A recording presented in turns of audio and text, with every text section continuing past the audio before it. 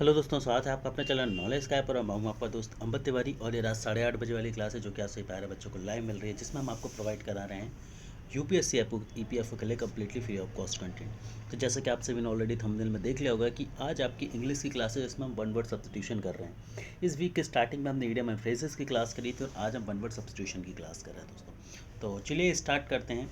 ठीक है, 15 से 20 कुछ बहुत इंपॉर्टेंट वन वर्ड सब्स्टिट्यूशन हमारी सीरीज़ को कंटिन्यू करते हैं, हम आज की क्लास में डिस्कस करते हैं।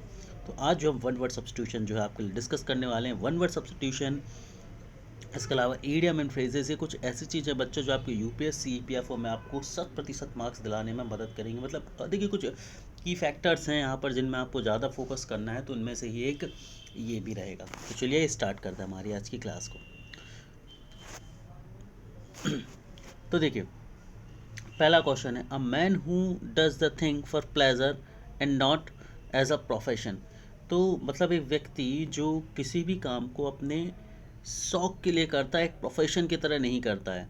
ठीक है, तो इसे अपन क्या बोलेंगे? अमेचर बोलेंगे। क्या बोले जाएंगे? इसे हम अमेचर बोले जाएंगे। बी अमेचर मतलब एक ऐसा व्यक्ति जो अपनी खुशी से कोई काम करता है ना। जैसे कि यहाँ पर मेरा प्रोफेशन दूसरा है, लेकिन मैं यहाँ पर आप सभी को पढ़ा रहा हूँ तो मैं अपनी खुशी से पढ़ा रहा हूँ।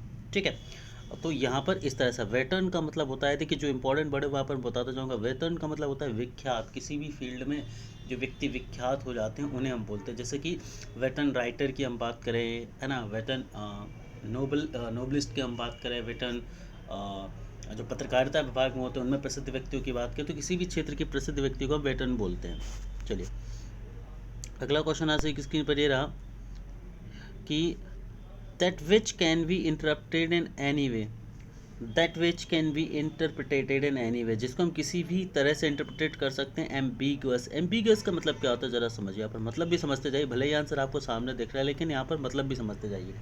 एम्बिगुअस का मतलब होता है वो चीज़ जो दुविधा भरी हो, मतलब जिसका कोई एक सीधे तौर पर निष्कर्ष ना निकले। मतलब ऐसा बोल सकते हैं दुविधा से भरी हुई चीज़, मतलब कन्फ्यूज़न जिसमें बहुत ज़्यादा हो, मतलब जिसमें हमें लगे कि यार इसका मतलब ये भी हो सकता है वो भी हो सकता है, तो एम्बिगुअस कहलाती है ऐसे सिचुएशंस। ठीक है, तो जिसको अपन इंटरप्रेट नहीं कर सकते आप किसी भी फाइनाइट वे में कि नहीं भाई इसका यही मतलब होगा, तो ऐसा नहीं कर सकते आप, एम्बिगुअस बोलते हैं इसे। ठीक है, तो इसका जो सही आंसर क्या होगा दोस्तों? ऑप्शन नंबर डी जो है वो इसका बिल्कुल सही आंसर होगा, एम्बिगुअस। अगले क्वेश्चन की तरफ हम चलते हैं। अगला क्वेश्चन है, political leader who tries to stir up people, है ना, एक ऐसा पॉलिटिकल लीडर, राजनेता की यहाँ पर बात हो रही है जो लोगों को स्टेयर अप करने की बात करता है। ठीक है, तो यहाँ पर भी ऑप्शन क्या होगा इसका सही? डेमाग होगा इसका सही आंसर। ठीक है, डिक्टेटर हम सभी को पता है, मार्टिनेट भी, ये कुछ कॉमन से वर्ड है तो इनको डिस्कस करने के, इनके ऊपर ज़्यादा समय वेस्ट करने की हमें ज़रूरत भी नहीं है वैसे भी। चलिए अगला क्वेश्चन है, a light sailing boat built specially for racing, a light sailing boat built specially for racing, है ना।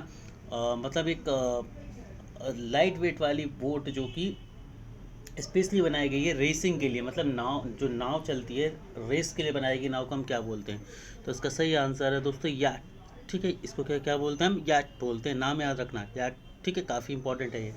ठीक है, मतलब इन नाव का विशेष पर्पस क्या होता है? इनका विशेष पर्पस जो होता है दोस्तों वो होता है, जो आपने सुना होगा ना, नाव रेस होती है, नौका रेस जो होती है, उसके लिए इसको बेसिकली बनाया जाता है।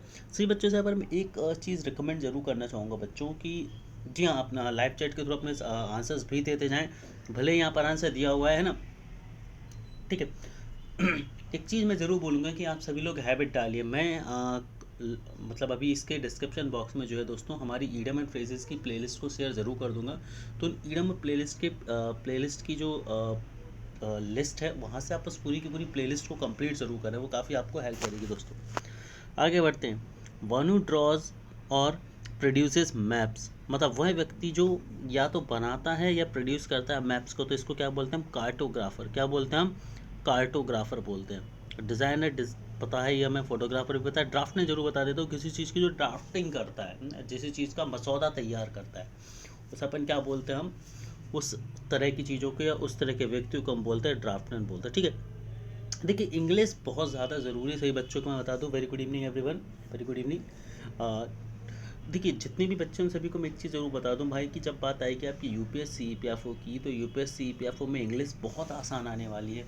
ठीक है, तो एक चीज़ अच्छे से समझ लेनी है बच्चों इस चीज़ को कि इंग्लिश को आपको कैसे कॉन्ट्योर करना है। ठीक है, चलिए यहाँ से फुल फुल मार्क जो है दोस्तों वो आपको लेने हर हाल में ज़रूरी। अगला question, a strong and fast moving stream of water, है ना, पानी की तेज बहती हुई धारा को क्या बोलते हैं?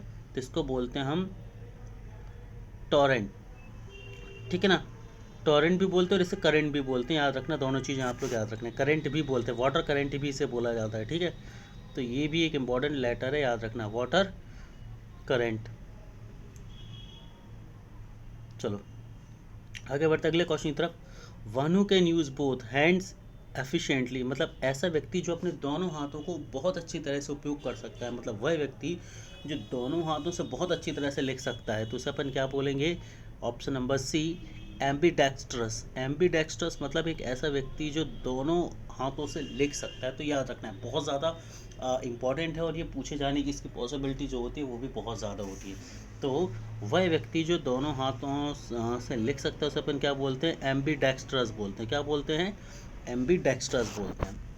अगला क्वेश्चन है, people having people living at the same time, people living at the same time, एक समय रहने वाले व्यक्तियों को क्या बोलते हैं? हम कंटेम्पररीज बोलते हैं। कंटेम्पररीज का मतलब क्या होता है? जैसे कि मान लीजिए भारत के प्रधानमंत्री हैं और ब्रिटेन के प्रधानमंत्री, मतलब इंडिया के प्राइम मिनिस्टर हैं और ब्रिटेन के प्राइम मिनिस्टर हैं, तो दोनों एक दूसरे के कंटेम्पररीज कहलाएंगे।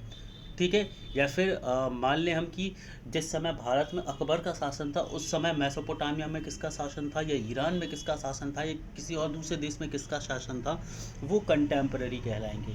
या हम बात करते हैं जिस समय दिल्ली में, मान लीजिए दिल्ली में जिसका शासन था उसी समय नीचे साउथ में किसका शासन था, तो ये इस तरह की चीज़ें कंटेम्पररी कहलाती। कंटेम्पररी मतलब एक समय के लोग। ठीक है, कंटेम्पररी मतलब एक समय के लोग। आगे बढ़ते हैं अगला question, a person or thing that has the same name as another, मतलब कोई व्यक्ति या कोई वस्तु जिसका वैसा ही नेम है जैसा कि किसी दूसरे का, मतलब दो लोगों का यदि सेम नेम है तो उसे हम क्या बोलेंगे? नेम से एक बोलते हैं। उसे क्या बोलते हैं हम? नेम से एक। पिस्यूडोनिम जब भी लग जाता है तो पिस्यूडो वर्ड का मतलब होता है, आप लोग याद रखना, नेम से क्या हो गया? सेम नेम वाले। पिस्यूडो का मतलब होता है आभासी। जहाँ भी वर्ड आप स्यूडो पढ़ें, पीस्यूडो बोल रहा हूँ मैं, सॉरी मिस प्रोनाउंसिएशन के लिए, स्यूडो बोलते हैं इसे हम, पी साइलेंट होता है यहाँ पर। तो जब भी स्यूडो वर्ड आपको किसी भी चीज़ के आगे लिखा मिल जाए, स्यूडो, स्यूडो का मतलब होता है आभासी, है ना, क्लियर, मतलब जो वास्तविकता नहीं रखती जो चीज़, उसके लिए हम स्यूडो वर्ड यूज़ करते हैं। तो स्यूडो ने मतलब जो चीज़ आभासी हो। सक्सेसर मतलब, सक्सेसर का मतलब यहाँ पर सफलता से नहीं है, सक्सेसर का मतलब है यहाँ पर उस व्यक्ति से जो एक को रिप्लेस करके आ जाता है। जैसे मान लीजिए एक राजा को रिप्लेस करके उसका बेटा जो है राजा बनता है, तो उसका बेटा सक्सेसर है। बात समझ रहे हैं? जैसे मान लीजिए हम बात करें मनमोहन सिंह जी को हराकर कौन राजा बने, कौन पीएम बने थे? प्रधानमंत्री मोदी बने थे। तो जो मोदी थे वो सक्सेसर हुए। ठीक है, तो ये आपको याद रखना है। अगला क्वेश्चन है, able to adapt to many different functions और एक्टिविटीज़, मतलब वह व्यक्ति जो अलग अलग तरह के फंक्शन और एक्टिविटीज़ को अडाप्ट कर सके मतलब ग्रहण कर सके, उन्हें समझ सके, उनमें अपने आप को ढाल सके, तो उसे क्या बोलते हैं? उसे बोलते हैं हम वर्सेटाइल।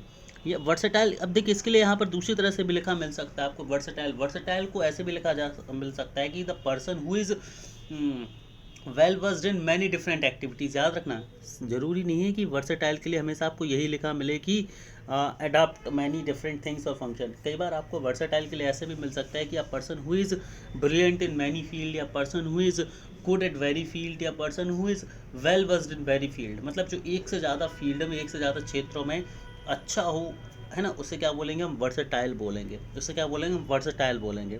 ठीक है, वर्सेटाइल मतलब बहुत ज़्यादा अलग अलग जगहों में अच्छा होना, अलग अलग फील्ड में अच्छा होना। अगला क्वेश्चन है, प्लेस और collection of dried plant specimen. ठीक है ना, प्लेस जहाँ पर ड्राइड प्लांट का कलेक्शन रखा जाता है उसे हम क्या बोलते हैं? तो ऑप्शन डी, हार्बियम। ठीक है ना, हार्बियम क्या बोला जाता है भाई? हार्बियम जो होता है यहाँ पर ड्राइड प्लांट्स का स्पेसिमेन रखे जाते हैं, मतलब सूखे पौधों के स्पेसिमेन रखे जाते हैं जो मर चुके होते हैं। वेयर हाउस क्या होता है? वेयर हाउस स्टोर रूम होते हैं एक तरह के। वेयर हाउस क्या होते हैं दोस्तों? स्टोर रूम होते हैं जहाँ पर आप अनाज को एकत्रित करते हैं, आप ग्रेन्स को कलेक्ट करके रखते हैं, वेयर हाउस बोलते हैं उसे। ग्रीन हाउस क्या बोलते हैं? ग्रीन हाउस हम सभी को पता है, ग्रीन हाउस एक ऐसा आर्टिफिशियल सिस्टम बनाया जाता है जिसमें पेड़ पौधे आसानी से रह सकते हैं, मतलब वहाँ पर उन्हें फिक्स टेम्परेचर, एक ऐसा एटमॉस्फेयर दिया जाता है जहाँ पर वो अपनी आइडियल सिचुएशन में, आदर्श परिस्थितियों में फल फूल सकते हो। नर्सरी वहाँ पर होते हैं जहाँ पर पेड़ पौधे उगाए जाते हैं और बाद में उन्हें बेचा जाता है। तो तीनों चीज़ें याद रहेंगी, नर्सरी जहाँ पर पेड़ पौधे उगाकर बेचे जाते हैं, ग्रीन हाउस मतलब आर्टिफिशियल सिचुएशन बनाई जाती है जहाँ पर पेड़ पौधे को आदर्श वातावरण मिले, आइडियल सिचुएशन मिले, वेयर हाउस जहाँ पर फूड ग्रेन्स को या अनाज को एकत्रित किया जाता है, और हर्बेरियम क्या बोला जाता है जहाँ पर सूखे पौधों को रखा जाता है, स्पेसमेन रखे जाते हैं उनके। अगला क्वेश्चन है, the original inhabitant of a country. Original inhabitant of a country मतलब वो उसी कंट्री के लोग क्या कहलाते हैं, इसी कंट्री के लोग कहलाते हैं एबोरिजिन्स, ठीक है ना। रेसिडेंट कहलाते हैं जो उस जगह रहे हूँ कभी। रेसिडेंट मतलब जो, याद रखना कन्फ्यूजन, रेसिडेंट मतलब जो कभी उस जगह रहे हूँ बट आज कहीं और है। एबोरिंग्स क्या कहलाते हैं, जो उसी जगह के हों। इमिग्रेंट्स क्या कहलाते हैं, जो बाहर से कहीं आए हों, जैसे हमारे देश में जो बाहर से लोग आए हैं वो इमिग्रेंट्स हैं रहने के लिए। और स्लेव्स मतलब गुलाम, तो कोई दिक्कत की बात ही नहीं है। अगला क्वेश्चन आंसर की स्क्रीन पर ये रहा दोस्तों। A word form from initial letters of other words and pronounced as a word, मतलब जब किसी शब्दों के पहले पे लेटर से मिलकर कोई शब्द बनाया जाता है तो उसे अपन क्या बोलते हैं, उससे और उससे एक वर्ड बन जाता है तो उसे क्या बोलते हैं, एक्रोन बोलते हैं, एक्रोन बोलते हैं। मतलब मान लीजिए जैसे वन टाइम, सबसे अच्छा एग्जांपल पासवर्ड, है ना। अब देखिए यहाँ से ओ लिया, यहाँ से टी लिया, यहाँ से पी लिया, वन का ओ लिया, टाइम का टी लिया, पासवर्ड का पी लिया, तो ये क्या बन गया, ओ टी पी। अब हम इसे ओ टी पी बोलने लगे, जबकि ये है क्या, अलग अलग लेटर्स के, अलग अलग वर्ड्स के पहले लेटर से बना है, O T P, one time password. तो इसे क्या बोलेगा, हम एक्रॉन बोलेंगे, क्या बोलेंगे हम इसे, एक्रॉन बोलेंगे, ठीक है। अगला क्वेश्चन है, a short statement of a journal truth और रूल ऑफ कंडक्ट, ठीक है ना। एक शॉर्ट स्टेटमेंट जो एक सामान्य तरह का कोई सत्य हो, ठीक है ना, उसके लिए अपन क्या बोलेंगे, मैक्सियम, क्या बोलेंगे उसे, मैक्सियम।